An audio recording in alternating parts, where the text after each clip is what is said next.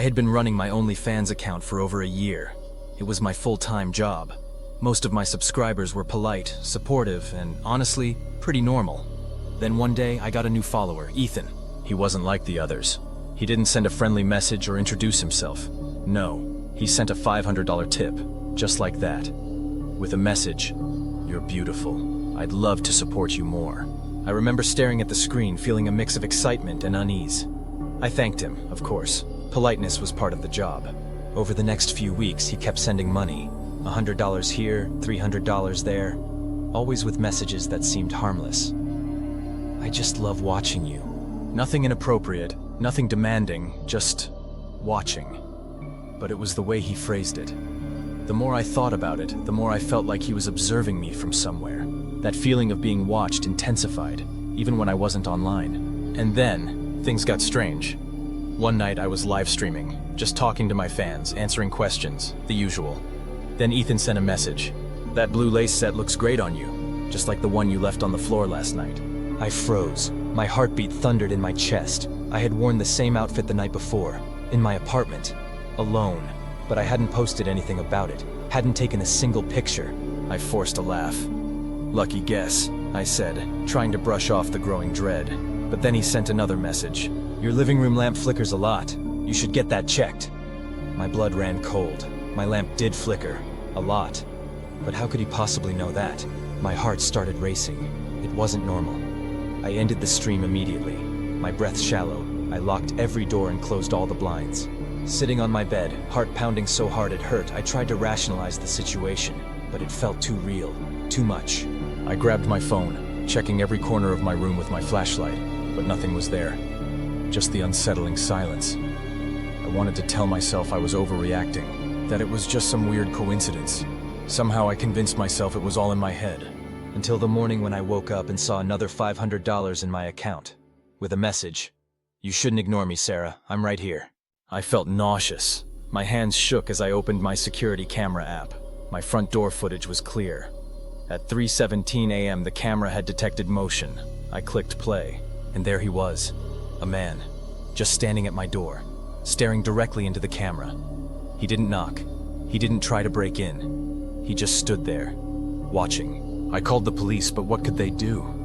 He hadn't broken in. He hadn't made any threats. All they could do was tell me to be careful. I remember the officer's face when he saw the footage. He looked uneasy, but didn't know how to proceed. They assured me they'd look into it, but deep down, I knew they wouldn't be able to catch him. How could they? He was watching me from the shadows. No evidence, no proof. The fear consumed me. I stopped going out at night. I stopped streaming as often, and I stopped feeling safe. Then, one night, I heard it. A sound outside my window. A slow, deliberate tap. I wanted to look. I wanted to tell myself it was nothing. But I couldn't. I just sat there, frozen, staring at my locked bedroom door. A cold sweat formed on my skin. I didn't sleep that night, and by morning, I had made my decision. I packed my stuff and moved to a new apartment across the city. It was a quieter place, on a higher floor, with better security. I convinced myself things would be better. For a while, things were quiet. Ethan's account was banned. No more messages, no more money.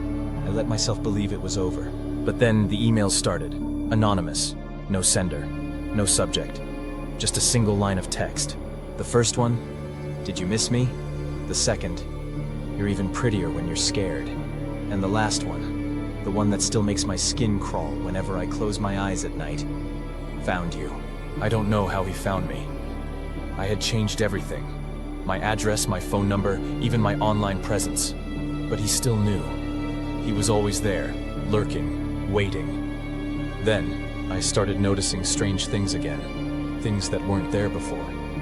There were sounds at night that I couldn't explain. The tap on the window would happen again, even though I was on the top floor of the building. Then came the final proof that he wasn't just playing games. One night I came home late from a friend's place. My new apartment was in a secure building. I walked up to my door, ready to unlock it. As I approached, I noticed a strange smell. Something foul, almost rotten. It was coming from my door. And there, on the doormat, was a single crumpled Polaroid. With trembling hands, I picked it up. It was a picture of me, asleep in my new apartment, my bed, my room. The photo was taken from the corner of the room. I dropped it immediately, my chest tight with fear. I didn't even look back as I ran down the hall, my breath ragged in my throat. I called the police right there in the hallway. When they arrived, they searched every inch of my apartment, every closet, every crawl space, every vent. Nothing. No sign of him. No forced entry, no fingerprints. But I knew he had been there, watching me sleep, standing right over me.